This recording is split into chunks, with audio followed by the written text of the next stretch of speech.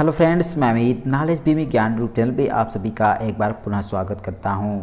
Friends, इस video में हम लोग इकोनॉमिक्स से related 50 important objective types question को देखने वाले हैं, जो कि BHU BA एंट्रेंस एग्जाम की दृष्टि से, BHU BA LLB entrance exam की दृष्टि से और BHU LLB एंट्रेंस एग्जाम की दृष्टि से काफ़ी महत्वपूर्ण होने वाला है। क्योंकि जो BHU BA एंट्रेंस एग्जाम का सिलेबस है, लगभग वही सिलेबस आपका BA LLB का भी होता है और LLB का भी होता है। तो उन सभी की दृष्टि से आपके ये जो इकोनॉमिक्स के 50 वस्तुनिष्ठ प्रश्न काफ़ी इंपॉर्टेंट होने वाले हैं। तो फिर बगैर समय नष्ट करते हुए चलिए हम लोग इकोनॉमिक्स से रिलेटेड इन 50 महत्वपूर्ण वस्तुनिष्ठ प्रश्नों के बारे में देख लेते हैं।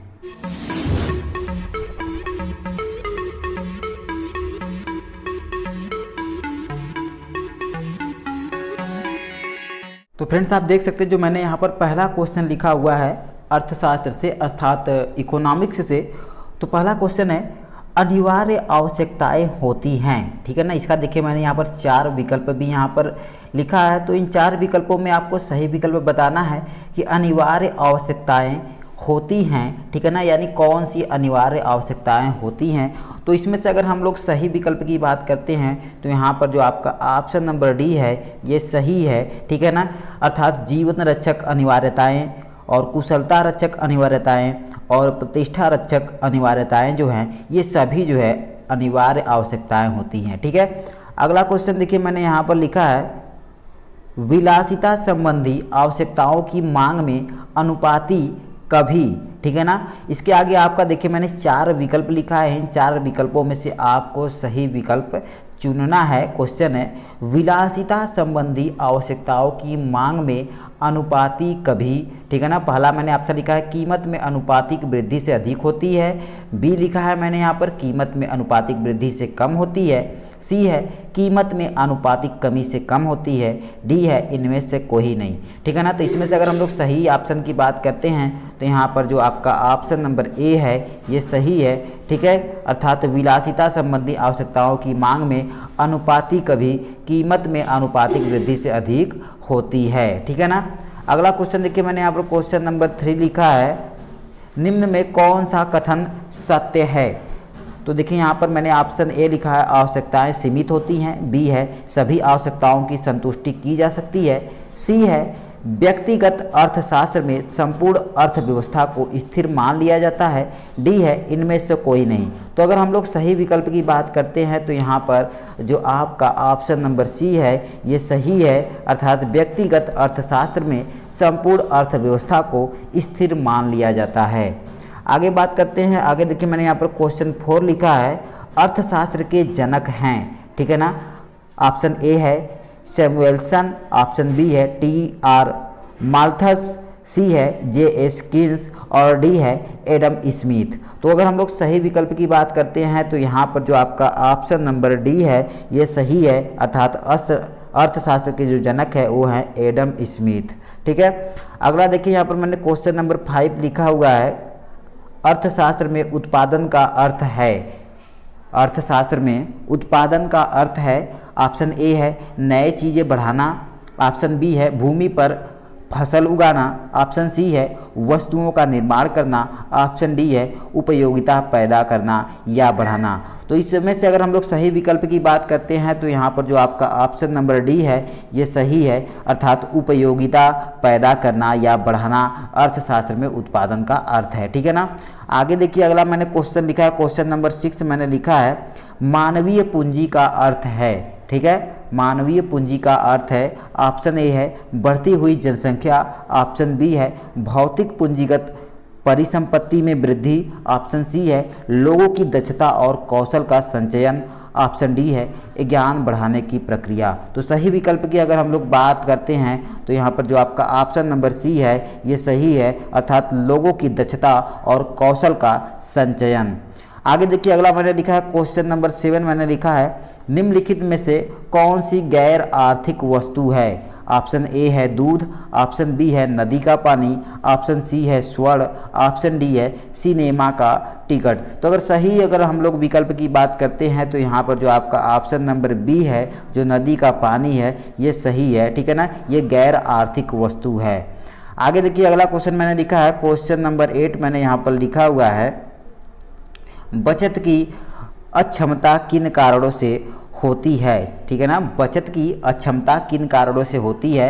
ऑप्शन ए है निर्धनता, ऑप्शन बी है मुद्रा प्रसार, ऑप्शन सी है निम्न उत्पादन, ऑप्शन डी है उपर्युक्त सभी।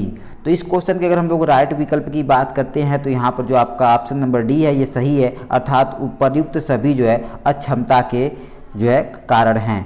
आगे देखिए अगला क्वेश्चन मैंने लिखा है क्वेश्चन नंबर 9, यहाँ पर मैंने लिखा है हीन वस्तुओं के संबंध में मांग वक्र का ढाल होगा।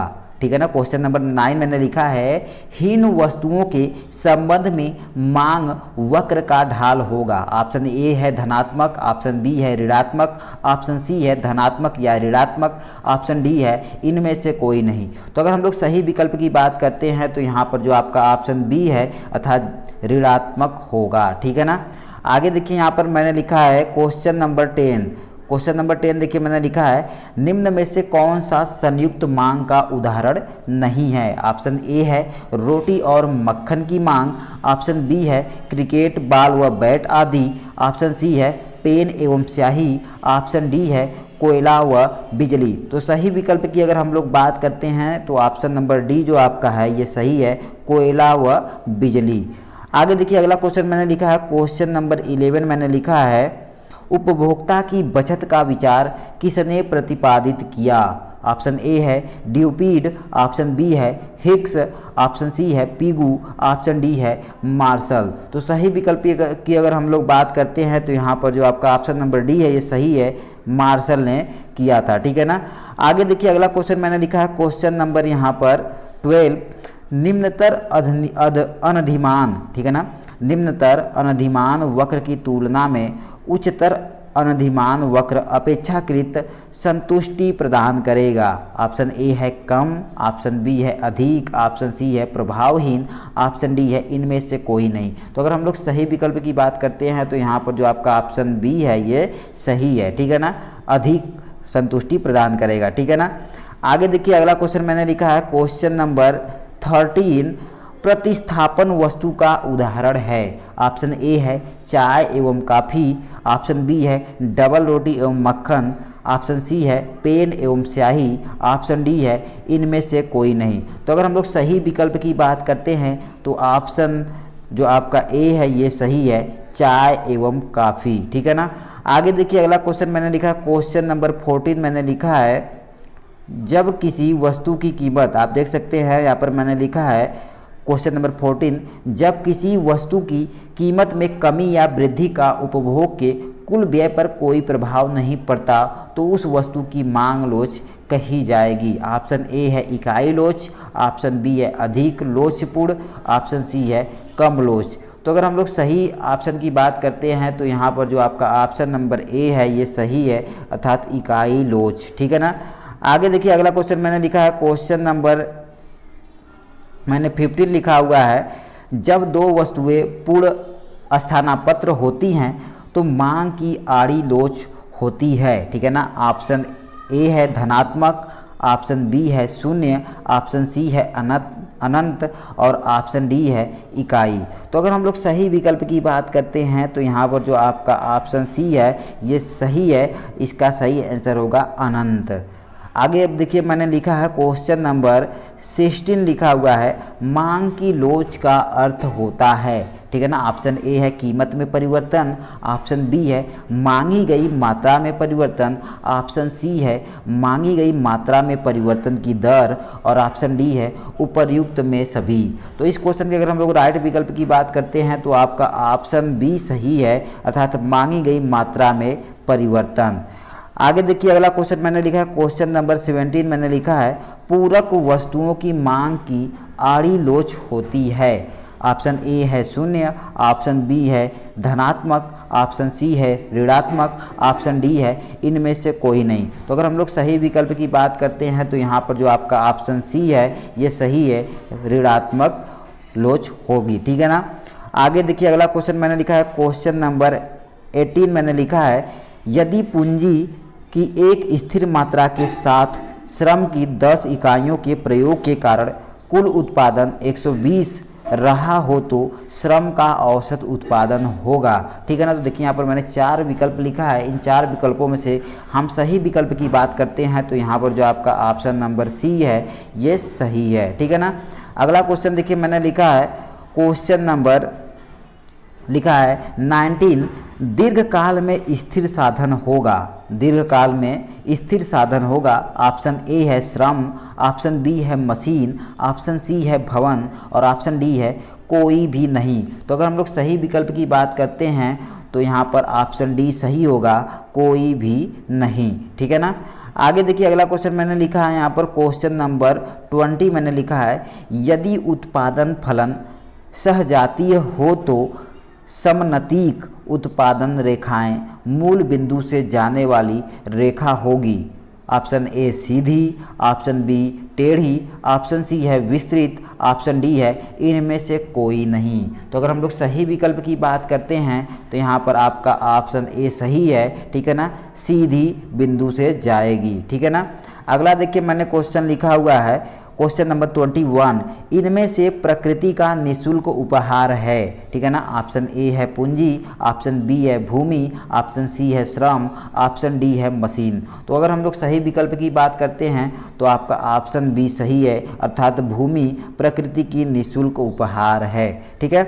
आगे देखिए अगला क्वेश्चन मैंने लिखा है क्वेश्चन नंबर 22, वेतन किस उत्पादन का पुरस्कार है। ऑप्शन ए साहसी, ऑप्शन बी संगठन, ऑप्शन सी श्रम, ऑप्शन डी पूंजी। तो सही विकल्प की बात करते हैं तो यहाँ पर ऑप्शन सी आपका सही है। ठीक है ना, श्रम यहाँ पर सही होगा। आगे देखिए अगला मैंने क्वेश्चन लिखा है क्वेश्चन नंबर 23, श्रम की कार्यक्षमता के पहलू हैं। श्रम की कार्यक्षमता के पहलू हैं। ऑप्शन ए परिमाणात्मक, ठीक है ना, ऑप्शन बी है गुणात्मक, ऑप्शन सी है परिमाणात्मक एवं गुणात्मक दोनों, ऑप्शन डी है इनमें से कोई नहीं। तो सही विकल्प की अगर हम लोग बात करते हैं तो यहाँ पर ऑप्शन सी आपका जो है सही है, परिमाणात्मक एवं गुणात्मक दोनों होगा। ठीक है ना। आगे देखिए अगला क्वेश्चन मैंने लिखा है क्वेश्चन नंबर 24 मैंने यहाँ पर लिखा है, पूंजी का प्रतिफल है। ठीक है ना, पूंजी का प्रतिफल है। ऑप्शन ए है ब्याज, ऑप्शन बी है लाभ, ऑप्शन सी है लगान, ऑप्शन डी है इनमें से कोई नहीं। तो अगर हम लोग सही विकल्प की बात करते हैं तो यहाँ पर आपका ऑप्शन नंबर ए सही है। ठीक है, ब्याज, पूंजी का प्रतिफल ब्याज है। ठीक है ना। आगे देखिए अगला क्वेश्चन मैंने लिखा है क्वेश्चन नंबर 25 मैंने लिखा हुआ है, संगठन किस प्रकार कार्य करता है। ठीक है ना, संगठन किस प्रकार का कार्य करता है। ऑप्शन ए मानसिक, ऑप्शन बी शारीरिक, ऑप्शन सी मानसिक एवं शारीरिक दोनों, ऑप्शन डी इनमें से कोई नहीं। तो अगर हम लोग सही विकल्प की बात करते हैं तो यहाँ पर जो ऑप्शन ए है ये सही है, संगठन जो है मानसिक प्रकार का कार्य करता है। ठीक है ना। आगे देखिए अगला क्वेश्चन मैंने लिखा है क्वेश्चन नंबर 26 मैंने यहाँ पर लिखा है, बड़े पैमाने के उत्पादन के लिए आवश्यक है। ऑप्शन ए उत्पादकों की संख्या का अधिक होना, ऑप्शन बी श्रमिकों की संख्या का अधिक होना, ऑप्शन सी व्यवस्थापकों की संख्या का अधिक होना, डी उपर्युक्त सभी। तो सही विकल्प की अगर हम लोग बात करते हैं तो यहाँ पर जो आपका ऑप्शन बी है ये सही है। ठीक है ना, अर्थात श्रमिकों की संख्या का अधिक होना। ठीक है। आगे देखिए अगला क्वेश्चन मैंने लिखा है क्वेश्चन नंबर 27 मैंने लिखा है, बाह्य बचतें प्राप्त होती हैं। ऑप्शन ए एक फर्म को, ऑप्शन बी छोटे उत्पादक को, ऑप्शन सी बहुत सी फर्मों को, ऑप्शन डी बड़े उत्पादक को। तो सही विकल्प की अगर हम लोग बात करते हैं तो यहाँ पर आपका ऑप्शन सी सही है। ठीक है, अर्थात बहुत सी फर्मों को। ठीक है ना। अगला क्वेश्चन देखिए मैंने यहाँ पर लिखा है क्वेश्चन नंबर 28, निम्न में से कौन सा कथन सत्य है। ठीक है ना। ऑप्शन ए है बाह्य मितव्ययताएं उद्योग के समान विकास पर निर्भर होती हैं। ऑप्शन बी है बाह्य मितव्ययताएं मजदूरों पर निर्भर हैं। ठीक है ना।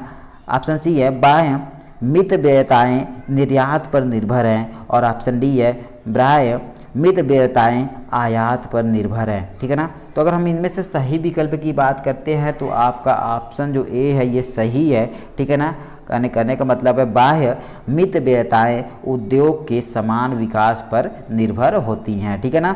अगला क्वेश्चन देखिए लिखा है मैंने क्वेश्चन नंबर 29 मैंने लिखा है पैमाने के बढ़ते हुए प्रतिफल के लिए निम्न कथनों में से कौन सा कथन सत्य है। ऑप्शन ए है पूंजी संपत्ति के आकार में वृद्धि, ऑप्शन बी है श्रमिकों की संख्या में वृद्धि, ऑप्शन सी है भूमि की मात्रा में वृद्धि, ऑप्शन डी है इनमें से कोई नहीं। तो अगर हम लोग सही विकल्प की बात करते हैं तो यहाँ पर आपका ऑप्शन ए सही है, अर्थात पूंजी संपत्ति के आकार में वृद्धि।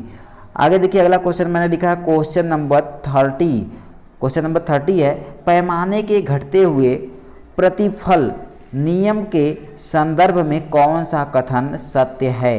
ऑप्शन ए है साधनों के अनुपात में 8% की वृद्धि उत्पादन में 5% की वृद्धि, ऑप्शन बी है साधनों के अनुपात में 8% की वृद्धि उत्पादन में 10% की वृद्धि, ऑप्शन सी है साधनों के अनुपात में 8% की वृद्धि उत्पादन में 8% की वृद्धि, और डी है इनमें से कोई नहीं। तो अगर हम लोग सही विकल्प की बात करते हैं तो यहाँ पर जो आपका ऑप्शन बी है ये सही है, अर्थात साधनों के अनुपात में 8% की वृद्धि उत्पादन में 10% की वृद्धि।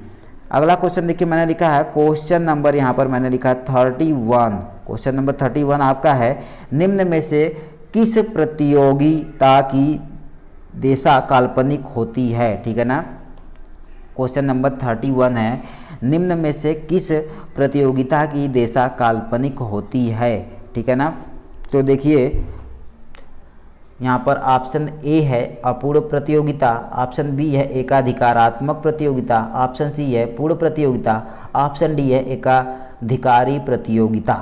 तो अगर हम लोग सही विकल्प की बात करते हैं, ठीक है ना, तो आपका जो ऑप्शन नंबर सी है ये सही है, अर्थात पूर्ण प्रतियोगिता, ठीक है ना।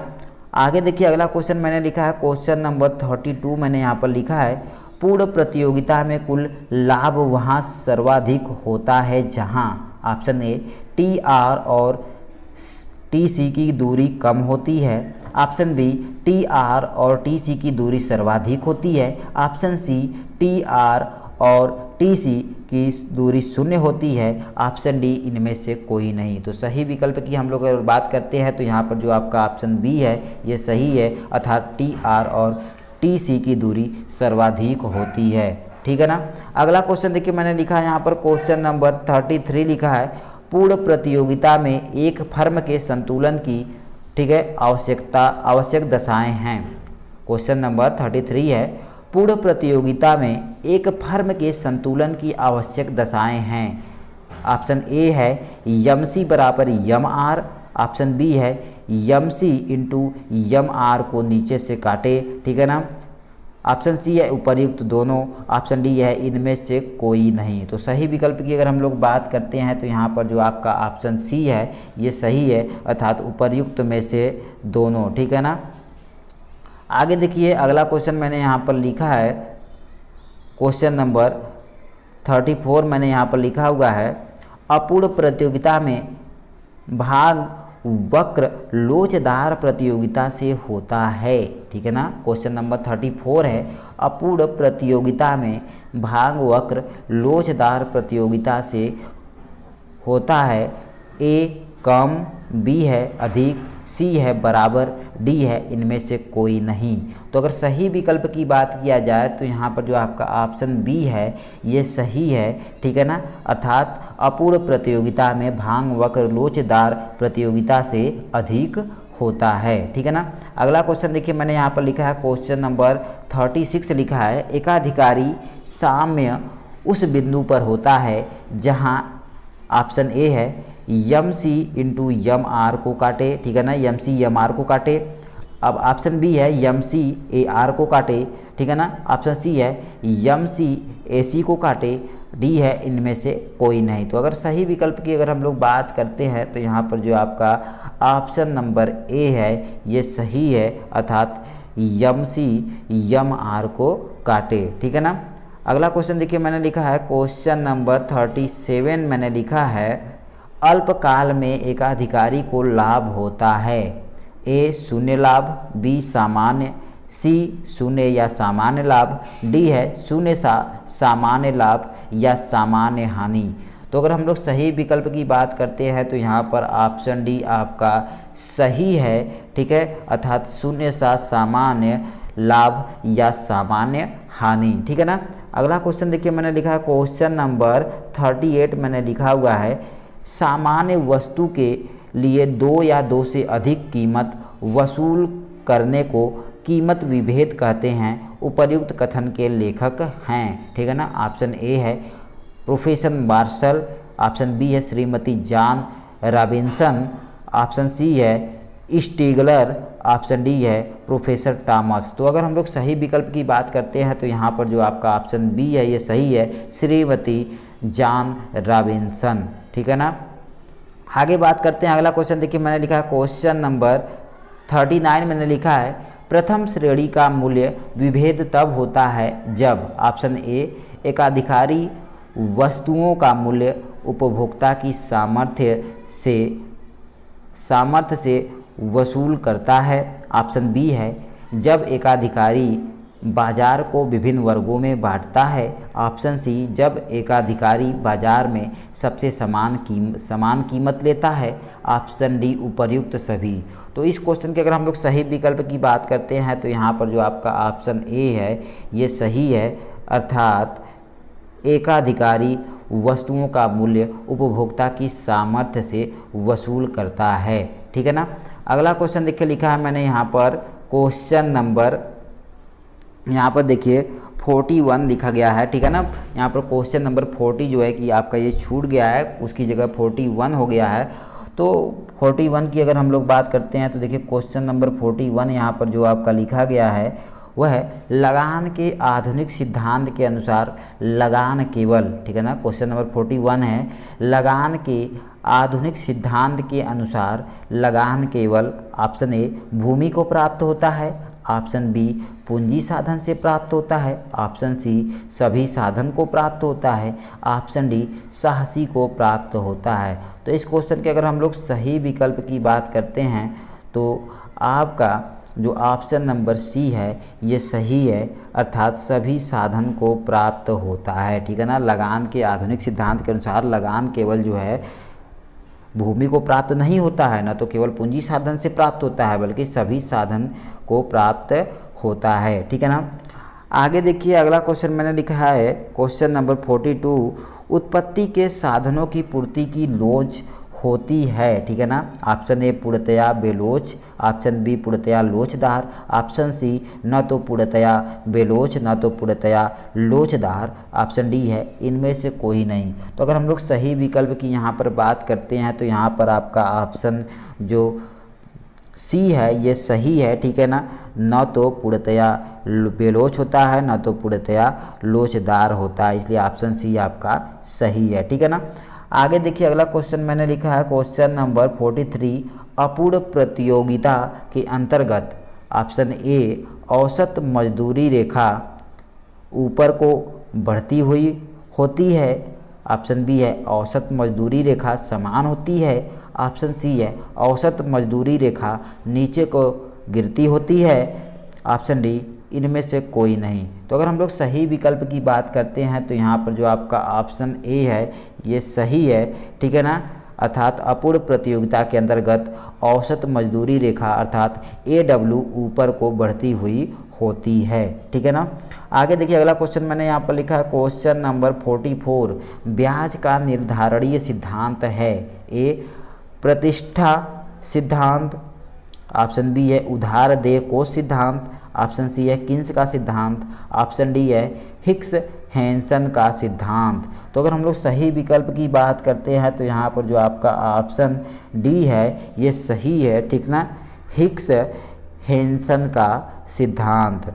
आगे देखिए अगला क्वेश्चन मैंने लिखा है क्वेश्चन नंबर 45 एक ऋण के द्वारा पूंजी के उपयोग के बदले में ऋणदाता को जो भुगतान दिया जाता है उसे कहा जाता है। ऑप्शन ए पंजी, ऑप्शन बी शुद्ध ब्याज, ऑप्शन सी कुल ब्याज, ऑप्शन डी इनमें से कोई नहीं। तो अगर हम लोग सही विकल्प की बात करते हैं तो यहाँ पर जो आपका ऑप्शन सी है ये सही है, अर्थात उसको कुल ब्याज कहा जाता है। अगला देखिए मैंने क्वेश्चन लिखा है यहाँ पर 46, किन्स ने ब्याज का कौन सा सिद्धांत प्रतिपादित किया। ऑप्शन ए है आधुनिक सिद्धांत, ऑप्शन बी है तरलता पसंदगी सिद्धांत। तो सही विकल्प की अगर हम लोग बात करते हैं तो आपका जो ऑप्शन नंबर बी है ये सही है, अर्थात किन्स ने ब्याज का तरलता पसंदगी सिद्धांत जो है प्रतिपादित किया था।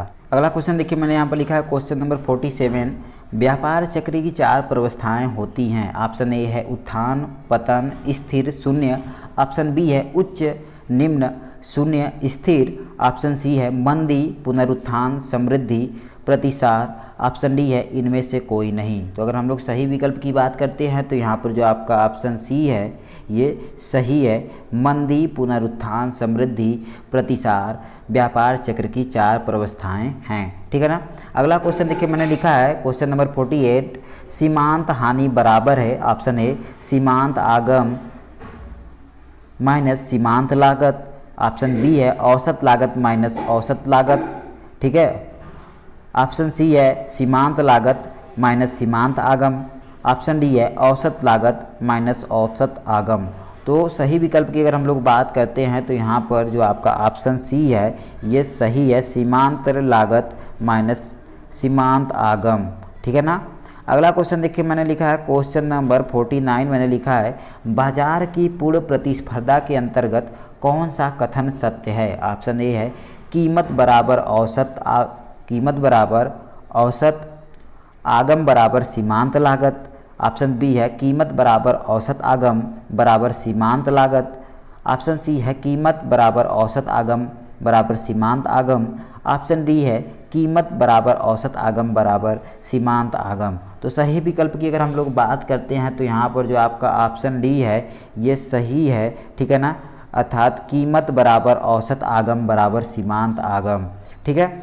आगे देखिए अगला क्वेश्चन जो कि मैंने लास्ट क्वेश्चन यहाँ पर लिखा है क्वेश्चन नंबर 50 अर्थात 50, जब औसत लागत बढ़ती है तब सीमांत लागत ऑप्शन ए घटती है, ऑप्शन बी बढ़ती है, ऑप्शन सी स्थिर रहती है, ऑप्शन डी अर्ध परिवर्तनशील हो जाती है। तो सही विकल्प की अगर हम लोग बात करते हैं तो यहाँ पर जो आपका ऑप्शन बी है ये सही है, अर्थात जब औसत लागत बढ़ती है तब सीमांत लागत भी बढ़ती है। ठीक है ना। तो इस प्रकार से ये जो था मैंने आपको इकोनॉमिक्स के अंतर्गत 50 महत्वपूर्ण वस्तुनिष्ठ प्रश्नों के बारे में बताया जो कि BHU बी एंट्रेंस एग्जाम 2021 की दृष्टि से काफ़ी महत्वपूर्ण है। अगर आप कोई अदर कॉम्पिटिटिव एग्जाम देते हैं तो वहाँ पर भी जो है ये आपके लिए काफ़ी इंपॉर्टेंट होने वाला है। तो फ्रेंड्स अगर मेरा वीडियो आपके लिए थोड़ा भी हेल्पफुल लगा हो, आपको थोड़ा भी अच्छा लगा हो तो प्लीज़ मेरे इस वीडियो को लाइक करना, शेयर करना, कमेंट करना बिल्कुल भी ना भूले। और हमारे नॉलेज भी गाइड यूट्यूब चैनल पर पहली बार आए हैं तो प्लीज़ इसको सब्सक्राइब करना भी बिल्कुल भी ना भूले। तो फ्रेंड्स मिलते हैं नेक्स्ट वीडियो में एक नए टॉपिक के साथ, तब तक के लिए thanks watching for this video.